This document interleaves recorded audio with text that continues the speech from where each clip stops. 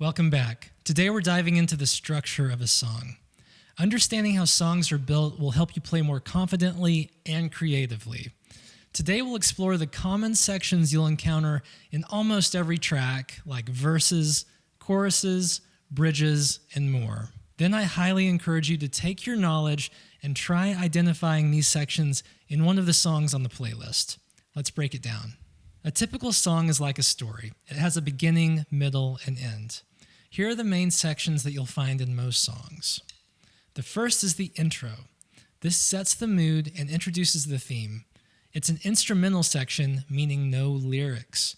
And just as the word intro implies, this section will be at the very beginning of the song before the lyrics start. There are some exceptions where a song will forego an intro entirely, but most songs have one. Second, we have the verse, which tells the story or the message of the song. The groove and dynamic here is often lighter to leave room for the vocals to tell that story. There are usually anywhere between 2 and 5 verses in a song, and they almost always have unique lyrics in each verse, meaning they don't repeat themselves. Now for the most recognizable section, the chorus. The chorus is the big, catchy part of the song that everyone remembers. It's where the energy really peaks. And while we occasionally do have choruses that are low dynamically for dramatic effect, the chorus is usually where we'll try to add the most energy to a song. We really want to make the chorus pop and stand out. Next, we have the bridge. The bridge is a contrasting section that breaks up the repetition.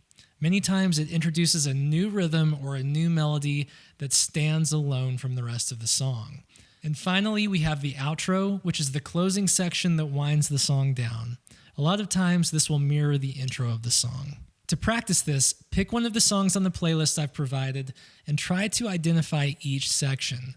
Notice how the drums change to support the mood of each part of the song. Let's explore an example of how drumming can change in each section of the song.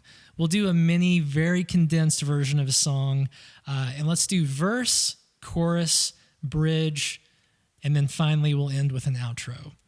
For the verse, what we're going to do is keep it nice and subdued, so we're going to keep the hi-hats closed and do a standard money beat behind it that sounds like this.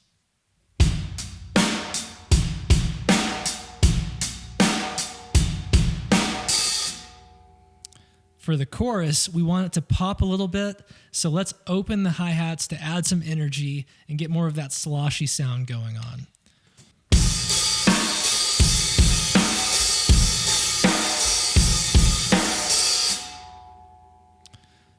For the bridge, we want to do something that's slightly different from the rest of the song and maybe a little quirky. So instead of doing eighth notes on the hi-hat or the ride cymbal, let's move them down to the floor tom.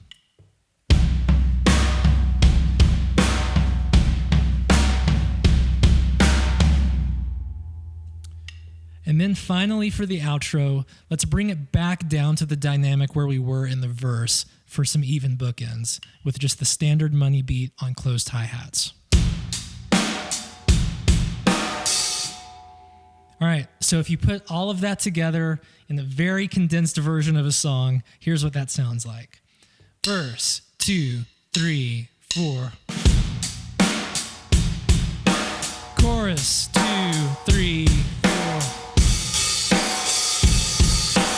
Bridge, 2, 3. Outro, 2, 3, 4.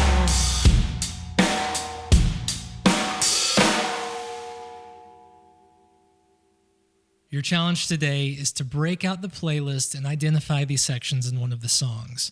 Notice how the drums guide the listener through the track. Understanding song structure is like having a roadmap for your drumming. It tells you exactly where you need to go and how to get there. Keep practicing, and I'll see you in the next lesson where we're going to explore more drum fills to make your transition seamless.